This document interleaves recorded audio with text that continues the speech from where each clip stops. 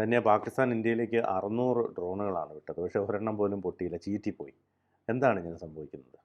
പാകിസ്ഥാൻ ഇന്ത്യയിലേക്ക് പ്രകോപനപരമായ പരിപാടികൾ നടത്തിക്കൊണ്ടിരിക്കുകയാണ്. അതായത് വെടിനിർത്തൽ കരാറിലൊക്കെ പാകിസ്ഥാൻ ഒപ്പുവെച്ചെങ്കിൽ പോലും പാകിസ്ഥാനെ നമുക്കറിയാം. പാകിസ്ഥാൻ ഈ ചൈനയെ പോലെയാണ്.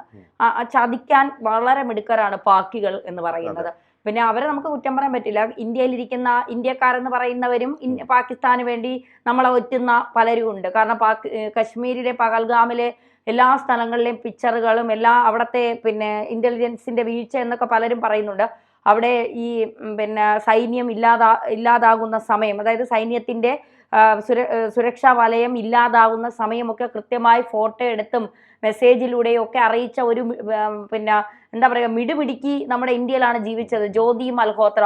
അവർക്ക് ഇന്ത്യക്കാരിലും ബന്ധം പാകിസ്ഥാനിലെ സൈനിക ഉദ്യോഗസ്ഥരുമായിട്ടും പാകിസ്ഥാനിലെ ഹൈക്കമ്മീഷനിലെ ഉദ്യോഗസ്ഥരുമായിട്ടും പാകിസ്ഥാൻ ഭരണകൂടവുമായിട്ടാണ്. എന്നിട്ട് അവൾ ഇന്ത്യയിലെ എല്ലാ സൗകര്യത്തോടും കൂടി ഇന്ത്യയിലെ എല്ലാ ആനുകൂല്യങ്ങളും കൈപ്പറ്റിക്കൊണ്ട് ജീവിച്ചു എന്നുള്ളതാണ് ആ തന്തയില്ലാത്തവളുടെ ഏറ്റവും വലിയ ചരിത്രം എന്ന് പറയുന്നത്. അവൾ അങ്ങനെ തന്നെ വിളിക്കണം. കാരണം ഇവളെയൊക്കെ പോലുള്ളവരെ പച്ച മലയാളത്തിൽ പറഞ്ഞാൽ എന്താ പറയുക, തീർത്ത് കളയണം എന്നേ ഞാൻ പറയുള്ളൂ. ഇന്ത്യയിൽ ഇരുന്നു കൊണ്ട് ശത്രു രാജ്യത്തിന് വേണ്ടി ചാരപ്പണി ചെയ്യുന്ന ഒരുത്തരും പിന്നെ ജീവനോടെ ഉണ്ടാവാൻ പാടില്ല എന്നുള്ളതാണ്. അപ്പോൾ അങ്ങനെയുള്ള ആളുകൾ നമുക്ക് ചുറ്റും ഇപ്പോഴും ഉണ്ട്.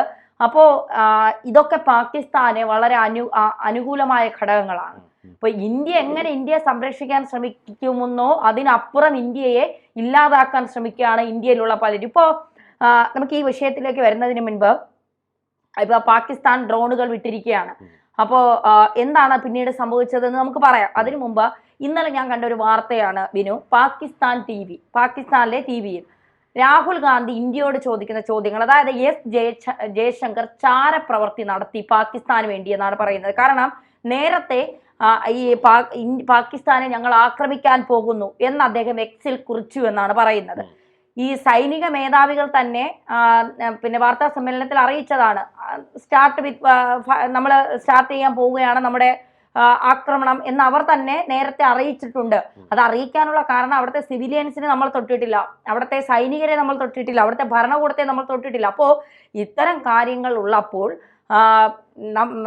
നമ്മൾ കൃത്യമായി മുന്നറിയിപ്പ് നൽകിയിട്ടാണ് നമ്മൾ ഈ അക്രമങ്ങൾ നടത്തിയത്. അവിടുത്തെ ഈ ജെയ്ഷെ മുഹമ്മദിന്റെ ഭീകര താവളം നമ്മൾ ആക്രമിച്ച് തകർത്ത് തരിപ്പണമാക്കി. ആ പിക്ചർ ഇപ്പൊ പുറത്തു വന്നിട്ടുണ്ട്. അതിന് ചുറ്റും ഒരുപാട് കടകൾ, ജനവാസ മേഖലയാണ്.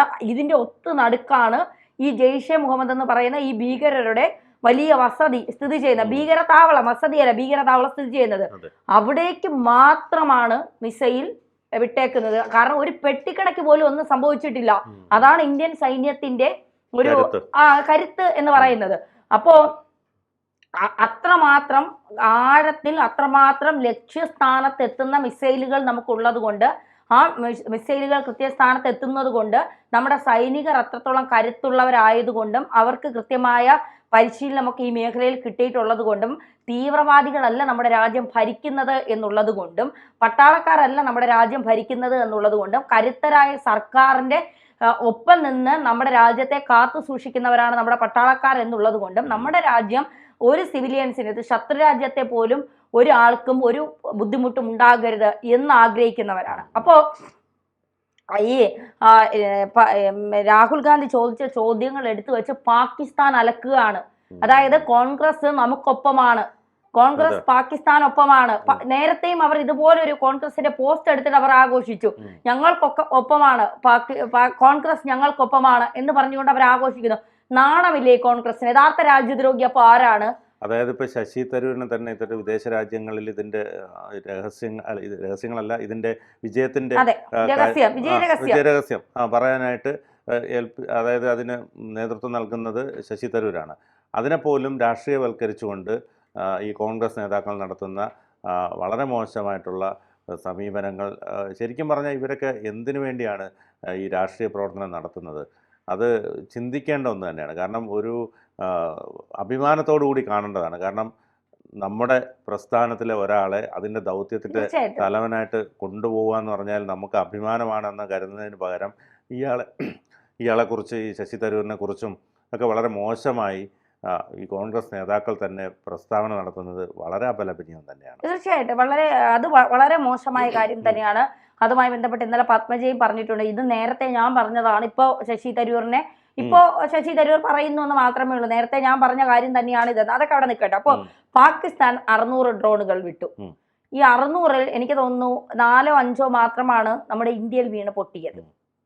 ബാക്കിയൊന്നും പടക്കറിഞ്ഞോ ഈ ഏരിയ പോലും വന്നിട്ടില്ല എന്നുള്ളതാണ് കാര്യം. കാരണം ഇത് ചൈനയും തുർക്കിയും കൊടുത്ത ഡ്രോണുകളാണ്. ഈ പടക്കം പൊട്ടില്ല എന്ന് ഇന്ത്യക്ക് നന്നായിട്ട് അറിയാം. ഈ പടക്കം പൊട്ടിയിൽ ഇന്ത്യക്ക് ഒന്നും സംഭവിക്കില്ല.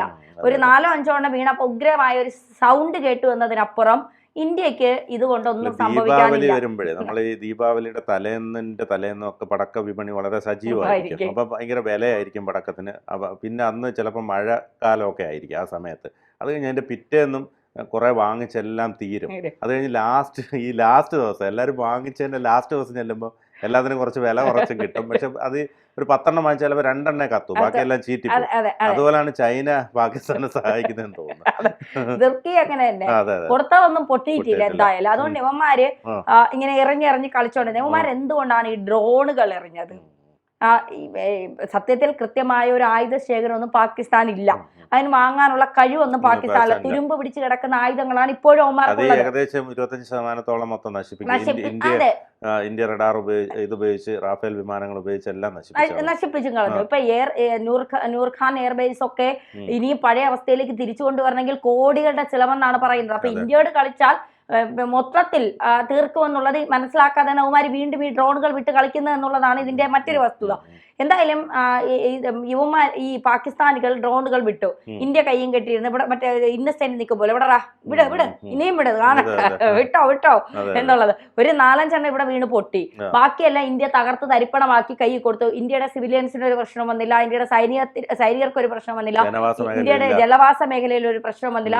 ഇന്ത്യയുടെ സൈനിക താവളങ്ങളും ഇന്ത്യയുടെ വ്യോമ താവളങ്ങളും ഒക്കെയാണ് ഇവന്മാർ ലക്ഷ്യം വെച്ചതെന്നാണ് പറയുന്നത്. പക്ഷെ ഇതൊന്നും ഇന്ത്യക്കൊന്നും ഏറ്റില്ല എന്നുള്ളതാണ്. ഇപ്പോൾ ഡ്രോണുകൾ വിട്ട് കളിച്ചതിന്റെ പിന്നിൽ ഇവർക്ക് ഈ വിമാനം വേണമെങ്കിൽ വിമാനത്തിൽ വന്ന് നമ്മളെ വേണമെങ്കിൽ ബോംബിട്ടോ എന്തെങ്കിലും വെച്ച് തകർക്കാം എന്ന് വിചാരിച്ചോ. ഇവന്മാര് വിമാനവും കൊണ്ടുവരും. നമ്മള് ഒരു മിസൈൽ അങ്ങോട്ട് വിടും, മൊത്തം ചിന്നി ചിതറി.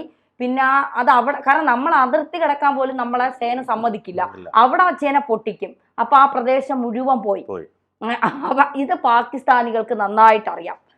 കാരണം ഈ മിസൈലുകളുണ്ട്, ഫൈറ്റർ ജെറ്റുകളുണ്ട്, പിന്നെ എന്താ പറയുക, പിന്നെ ഇവരുടെ തന്നെ എന്താ പറയുക, പിന്നെ വലിയ സാങ്കേതിക വിദ്യയുള്ള ആയുധങ്ങൾ, പിന്നെ മിസൈല് പോലുള്ള ആയുധങ്ങൾ ചൈനയും തുർക്കിയും നൽകിയിട്ടുണ്ട്. അങ്ങനെ ഇതെല്ലാം ഇതിന്റെ ഏറ്റവും അവസാനം വരുന്നതാണ് ഡ്രോണുകൾ എന്ന് പറയുന്നത്. പിന്നെ ഇടയ്ക്ക് ഷെല്ലാക്രമണം നടത്തും. അത് ഈ പാവങ്ങള് കൃഷി നടത്തി എവിടെയെങ്കിലുമൊക്കെ നിൽക്കുന്ന പാവങ്ങളുടെ ഈ കന്നുകാലികൾ ചാവാനും പിന്നെ പട്ടിയും പൂച്ചയൊക്കെ ചാവാനുമാണ് യുവമാരല്ലാതെ യുവമാരെ ഷെല്ലാക്രമണം കൊണ്ട് അവിടെ ഒന്നും വന്നില്ല. ഇത്തവണ ഷെല്ലാക്രമണം നടത്തി പിന്നെ അതിർത്തിയിലുള്ള കുറെ ജനങ്ങളെ ഇന്ത്യൻ സൈന്യം സഹായിച്ചു. മരുന്നും ആഹാരവും അവരുടെ വീട് നന്നാക്കാനൊക്കെ പൈസ കൊടുക്കാന്നൊക്കെ പറഞ്ഞ് ഇന്ത്യൻ സൈന്യം സഹായിക്കുന്നുണ്ട്. അപ്പൊ ഇവന്മാരെ കൊണ്ട് ഒരു പുണ്ണാക്കിനും കൊള്ളൂല.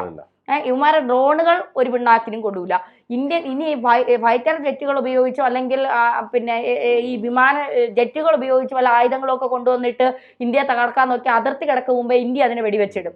ഇന്ത്യൻ മിസൈലുകൾ അതിനെ തകർത്ത് തരിപ്പണമാക്കും. അതുകൊണ്ട് യുവമാർ വിചാരിച്ച് സ്വയരക്ഷയ്ക്ക് നല്ലത് ജീവൻ വേണമെങ്കിൽ നമുക്കിവിടെ ഇരുന്ന് ഡ്രോണുകൾ വിടാം, അതാണ് നല്ലത്. അതാവുമ്പോ അവിടെ എത്തും മുമ്പേ ഇന്ത്യൻ സൈന്യം അടിച്ചൊതുക്കി തീർത്തു തരും. നമുക്ക് വലിയ ചെലവുമില്ല. അത് പോട്ടെന്നൊക്കെ ചൈനയുടെയും തുർക്കിയുടെയും ഇല്ല, അങ്ങ് പോട്ട് എന്ന് വിചാരിച്ചു. പക്ഷെ പിന്നീട് ഇന്ത്യ 11 വ്യോമതാവളങ്ങളാണ് ഇന്ത്യ തകർത്ത് തരിപ്പണമാക്കി കൊടുത്തത്. 9 ഭീകര ക്യാമ്പുകൾ ഇന്ത്യ തകർത്ത് തരിപ്പണമാക്കി കൊടുത്തു. അപ്പോൾ 600 എണ്ണം വിട്ടതിന് പിന്നിൽ മറ്റൊന്നും വിട്ടാൽ രക്ഷയില്ല എന്ന് മനസ്സിലാക്കിയത് കൊണ്ടാണ് ഈ 600 എണ്ണം വിട്ട് കളിച്ചത്. അവിടെയും പരാജയം സംഭവിച്ച് എന്താ പറയുക, ഇന്ത്യ അടിച്ചൊതുക്കി കൈ കൊടുത്തു എന്നാണ് പറയേണ്ടി വരുന്നത്.